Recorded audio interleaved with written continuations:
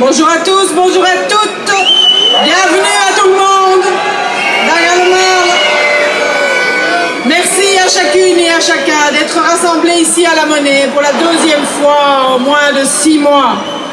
La Monnaie, symbole de culture, symbole aussi de secteurs menacés aujourd'hui par des économies absurdes. En septembre, sur cette même place, nous exigions des négociateurs qui étaient libéraux, CDNV et NVA, de faire preuve de bon sens. Nous leur demandions qu'ils se rendent compte qu'un pays ne se gouverne pas à force de slogans, à coup de mépris pour les travailleurs, les chômeurs, les malades, les pensionnés, c'est-à-dire chacune et chacun d'entre nous, nous qui vivons les pieds sur terre. Nous comptions donc sur un peu de bon sens de ce gouvernement.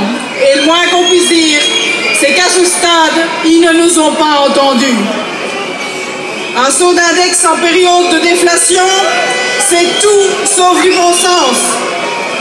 Activer les chômeurs âgés, les prépensionnés, alors qu'il y a 600 000 chômeurs aujourd'hui, c'est tout sauf du bon sens.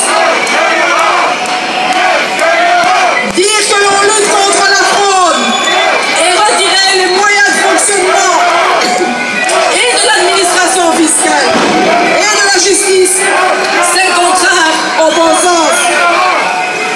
Désinvestir de la SNCB alors que des centaines de milliers de travailleurs sont bloqués, comme c'était encore le cas ce matin, tous les matins et tous les soirs dans les embouteillages, c'est l'inverse du bon sens. Vouloir que les travailleurs travaillent plus longtemps, mais diminuer drastiquement le droit au créditant, les emplois de fin de carrière, réduire l'allocation de garantie de revenus des femmes, réduire le bonus pension et le supprimer, tout cela, c'est contraire au bon sens. Et c'est en excluant les personnes sans emploi ou qui travaillent avec un faible temps partiel des allocations d'insertion que l'on va créer de l'emploi. Ça non plus, c'est pas du bon sens. Jamais la misère n'a stimulé à trouver un emploi.